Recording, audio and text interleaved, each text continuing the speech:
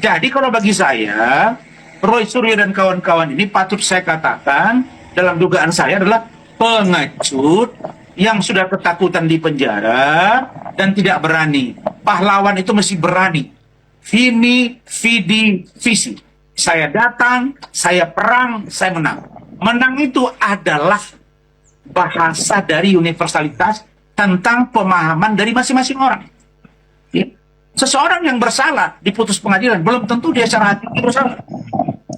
Saya kasih contoh Anwar Ibrahim, 24 tahun di penjara, sekarang jadi Perdana Menteri Malaysia. Nelson Mandela 25 tahun di penjara, jadi Presiden Afrika Selatan. Artinya apa? Bahwa keyakinan dalam sebuah perjuangan harus dibuktikan. Tinggal rakyat akan menguji, tapi kalau Anda tidak berani di persidangan, Anda cocok di media, suruh hentikan. Rananya tidak kena. Makanya Rasman waktu itu sepakat ketika ribut dengan si Otman, ayo kita tarung di pengadilan. Bahkan ketika sidang saya datangi dia, saya bilang, ayo buka-bukaan. Itulah gentleman-nya seorang yang sedang memperjuangkan keadilan yang dia yakini.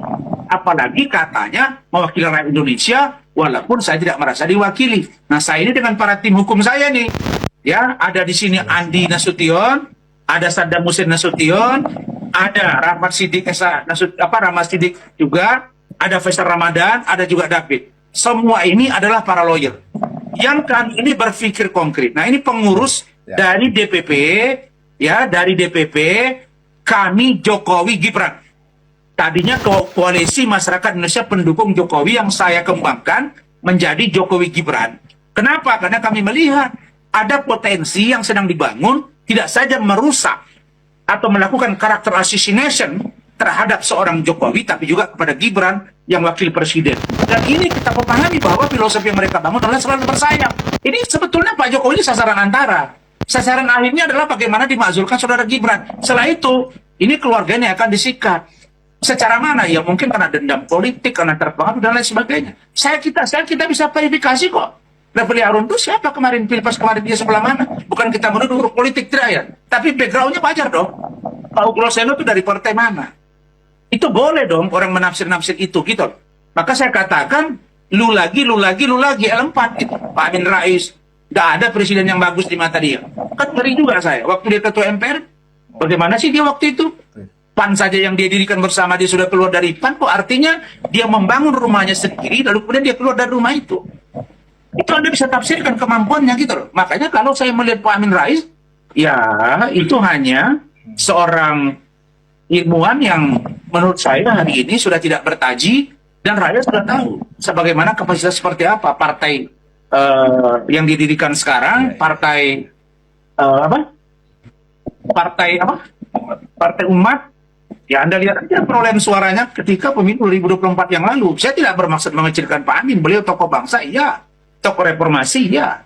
Tapi dalam banyak hal saya lihat Pak Amin Rais ini cenderung dia menunjukkan statement dan sikapnya itu sangat anti kepada pemerintah. Sejak dari Pak Harto sampai reformasi hari ini, tidak satu pun saya lihat presiden yang pernah dia puji. Tunjukkan ke saya kalau pernah seorang Amin Rais mengatakan memuji presiden setelah reformasi. Kita nggak usah bicara Pak Harto. Gus Dur, Megawati, SBY, kemudian sebelumnya lagi setelah Pak Harto itu ada Habibie, sampai dengan Pak Jokowi, sampai dengan Prabowo. Semua dia kritik. Masa nggak ada orang yang baik di bangsa ini? Waktu dia ketua MPR mau buat apa? Sekarang orang ribut kembalikan amandemen 45. Dia kenapa? Pada waktu dia lah berubahnya itu. Perubahan amandemen itu. Sekarang orang ingin kembali lagi. Artinya, saya kok melihat bahwa orang-orang yang kritis ini lebih cenderung pada statement yang dapat merusak kita sebagai berbangsa dan bernegara. Akan mengganggu pikiran rakyat untuk konsentrasi penuh bagaimana Indonesia maju, bagaimana Indonesia berdaulat, bagaimana Indonesia bermartabat, bagaimana Indonesia emas 2045. Dengan hasta cita yang sudah divisi misikan oleh Presiden Prabowo Subianto bersama pasangannya Gibran Rakabuming Raka. Begitu. Saya memang koordinasi, ya. Dan salah satu wartawan di Solo konfirmasi ke Pak Jokowi, kalau saya nggak salah itu minggu lalu, itu ada pernyataan Bang Rasman gitu kan, tentang katanya itu pintu RJ. Pak Jokowi bilang ya kalau pintu maaf ya ada, tapi proses hukum jalan. Ya saya kira sangat tergantung dengan niat baik mereka. Kita ngerti kok. Orang datang tuh pura-pura minta maaf atau sungguh-sungguh. Ya itu tadi, mungkin Pak Jokowi kan bisa menilai. Ya kalau mereka sungguh-sungguh, baik-baik, ya sudah Pak Jokowi, kami takut di proses hukum, kami keliru, kami minta maaf, ya saya kira. Masa Allah Maha Pengampun, manusia tidak. Tapi kalau kalian berkeras-kerasan, saya kira ya nggak bisa juga. Yang rendah adalah hati, yang tinggi adalah harga diri. Itu filosofi hidup. Jadi, saya selalu katakan, semalam saya buka dalam ilmu psikologi, itu dikenal orang cerdas.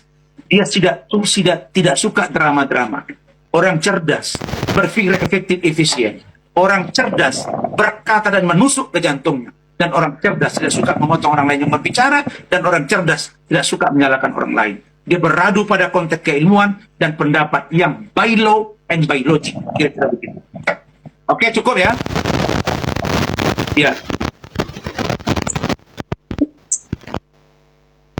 Oh iya, semalam Adinda Aiman bilang ke saya, Bang ini menarik.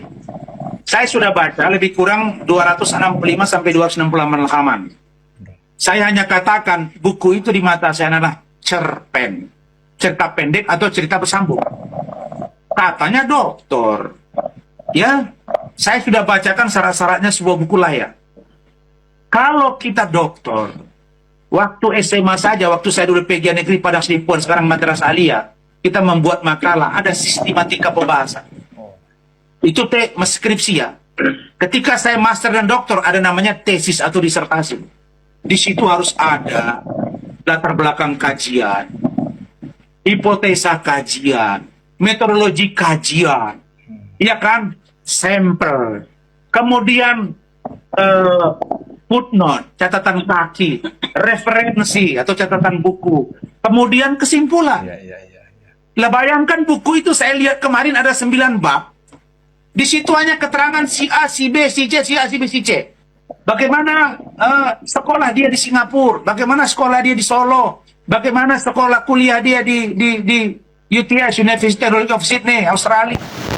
Tanpa konfirmasi kepada sekolah yang bersangkutan. Dia hanya menganalisa keterangan-keterangan diaspora. Orang-orang Indonesia yang ada di Australia. Oh, menurut pengakuan si Eko begini, menurut pengakuan di Singapura begini. Oh, terus ada buku, ada catatan. Oh, disamakan oleh Dikdasmen. Lalu ada tuduhan di situ, seolah-olah ini ada dugaan permainan. Dengan mengatakan tidak lulus, bayangin ya. Gibran Endgame tidak lulus SMA. Tidak lulus SMA, sekolah menengah atas, kan ada kesetaraan. Kalau dia lulusan luar negeri, tapi dia sudah dilaporkan. Ya, Rismon sudah dilaporkan, karena semalam saya sudah ketemu dengan Andi Azwan dan kawan-kawan, kami sempat diskusi, saya tanya, bro, betul kalian sudah laporkan si Rismon? Betul bro? Mana barang buktinya? Saya ditunjukkan ke saya ini. Jadi, terus dia, benar dia, tidak kuliah, atau kemarin mengaku meninggal dunia, karena DO, karena beasiswanya tidak terpenuhi masa kuliahnya, ya saya ini beasiswa itu, iya, terus, itulah kita laporkan. Wah, ini ngeri nih. Kudis orang kita cari, kudis sendiri banyak. Kalau itu benar, saya tidak ada pada posisi itu ya. Tapi bagi saya yang dipuji-puji selama ini, buku Gibran Endgame, ya. Kemudian Jokowi's White Paper. Saya sudah pesan tadi, saya sudah dikasih alamat saya untuk Jokowi's White Paper. Kami tim, ya, Jokowi Gibran ini, kami Jokowi Gibran ini sedang mendalami untuk aspek yang bisa kami laporkan dengan barang bukti buku itu. Karena ini adalah tuduhan yang serius dengan tanpa menganalisa. Bagaimana seorang pakar menganalisa objek manusia tidak ditanya manusia dimaksud. Itu salah menurut metodologi yang kita dalam. Beda kalau misalnya menulis sejarah Abraham Lincoln kata Hercules Harun. Itu kan sejarah. Boleh subjektif dan objektif. Tapi kalau orangnya masih hidup, oh nggak bisa dong. Itu nggak bisa. Kenapa? Karena ini menyangkut mantan presiden. Menyangkut orang yang sudah berbuat di negeri ini. Kredibilitas dia sebagai ibu dari, sebagai suami dari istrinya, sebagai ayah dari anak-anaknya, sebagai kakek dari cucu-cucunya, sebagai rakyat dari sebagai mantan presiden dari rakyat-rakyatnya. Nggak bisa kita dengan serta-merta menganggap perusahaan ini kecil, sehingga saya misalnya tadi malam diskusi dengan Refli Harun mengatakan, bagaimana kalau saya tulis Anda? Oh nggak apa-apa, silakan. Baru satu aja saya pancing. Anda benar nggak kemarin mengundurkan diri dari salah satu komisaris utama BUMN? Dia bilang waktu break, saya bukan mengundurkan diri. Terus kenapa? Dipecat ya, tapi nggak lanjut ke apa ya, nggak lanjut ke live. Nah, bagaimana kalau saya tulis Refli Harun dipecat dari komisaris utama, atau Refli Harun mengundurkan diri karena tidak sejalan zaman Jokowi, karena tidak mampu, tidak cakap. Bagaimana kalau saya tulis begitu? Boleh nggak? Nggak boleh dong, dia pasti tersinggung. Jangan. Jadi saya katakan ilmuwan itu harus by law and by logic. Dan memang muaranya semua adalah konstitusional. Maka logika kita dalam berpikir, manusia kita boleh salah, tapi tidak boleh berbohong. Manusia boleh keliru, tapi tidak boleh tidak benar. Kalau benar, sudah pasti baik. Kalau baik, belum tentu benar. Jadi filosofinya jelas. Jadi indikatornya, saya hanya katakan bahwa urusan Pak Jokowi, urusan buku Gibran Endgame, ini sangat fantastis. Saya baru lihat kemarin sekitar 30 menit saya buka-buka 9 bab. Hasilnya nothing.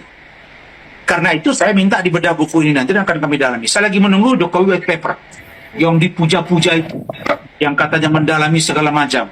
Saya mau dengar, mau lihat ada nggak di situ waktu datang ke kuburan keluarga Pak Jokowi, maka kami menemukan bahwa Pak Jokowi tidak ada ijazahnya, keluar suaranya dari kuburan. Ada nggak? Saya mau lihat. Kira-kira begitu kan, pergi ke sana. Kalau melakukan penelitian pergi ke kuburan, berarti yang perlu di kuburan itu kan? Apa yang mau dicari di kuburan itu? Itulah yang saya katakan, kalau Anda intelek, jangan keluar dari koridornya. Orang akan bilang Anda ini apa? Anda ini ada unsur politik, balas dendam, atau murni karena keilmuan. Kalau mereka tidak punya mensrea dalam dugaan kami, ya jahat. Pasti Pak Jokowi tidak akan melakukan laporan itu. Kira-kira begitu. Oke, thank you. Bang, izin dong Bang. Ya, silakan. Ya, Sorry. cumi-cumi. Aku mau menambahkan sedikit, mau bertanya. Kalau untuk perihal ini kan tadi pihaknya Mas Roy Suryo mengatakan harusnya Pak Jokowi sendiri hadir di dalam persidangan. Menurut Abang sendiri, apa memang harus diwajibkan atau memang ya sudah, itu kan hanya persidangan saja atau bagaimana Bang? Kan saya bilang, di situ kan objeknya bukan Pak Jokowi. Oke. Ya. Jadi sepanjang pengadilan tidak memerintahkan untuk dipanggil Pak Jokowi, maka beralasan menurut hukum Pak Jokowi tidak penting datang. Ya silakan. Sekarang siapa yang mendalilkan, dia yang membuktikan. Siapa yang menuntut, siapa yang menggugat, dia yang membuktikan. Saya bilang, makanya Pak Jokowi, kalau yang mau bersinggung langsung dengan Pak Jokowi itu apa? Ya ini, yang dilaporkan Pak Jokowi ini yang langsung head to head dengan Pak Jokowi. Bukan citizen lawsuit, bukan lagi katanya ada 17 jenderal akan melaporkan. Jangan ngawur lah, kira-kira begitu. Ya, itu pendapat saya dia. Bang, perihal sidang yang di MK sendiri, Mahkamah Konstitusi yang diajukan oleh pihak Oh ya, Roy Suryo sendiri, ya, betul. itu seperti apa Bang? Ya, mereka sebenarnya tidak ingin membatalkan pasal tentang 310, 311, pasal 433, 434 KUHP baru atau KUHP baru. Yang saya lihat mereka meminta perluasan penafsiran. Perluasan penafsiran ini berat ini. Kalau ditafsir dengan universal, tidak pakem dia penggunaannya, ini akan dosa. Bayangkan saja, kalau nanti ditafsirkan terlalu luas, akan berimplikasi. Dan saya sudah tahu bahwa ini pasal ini sudah berulang-ulang diuji dan ditolak oleh Mahkamah Konstitusi. Nah, karena itu keyakinan saya, dengan mereka adakan gugatan ke MK, kemudian mereka minta dihentikan, ya, menurut saya ini alasan baik-baik. Hanya untuk menunda supaya proses tidak jalan. Nah, saya hanya mau katakan, sebenarnya kalian sudah takut, Roy. Datang saja ke Pak Jokowi, Pak, kami mohon maaf, kami sabar. Ini bulan Ramadan, dan mudah-mudahan kita semua dirahmati Allah. Maka kami dengan ini menyatakan meminta restoratif justice. Bulan baik, hari baik, Ramadan besok, untuk pemerintah ya, kalau hari ini Muhammadiyah, saya kira Pak Jokowi buka pintu maaf. Kira-kira begitu. Betul sekali. Roy Suryo dan kawan-kawan itu pengecut.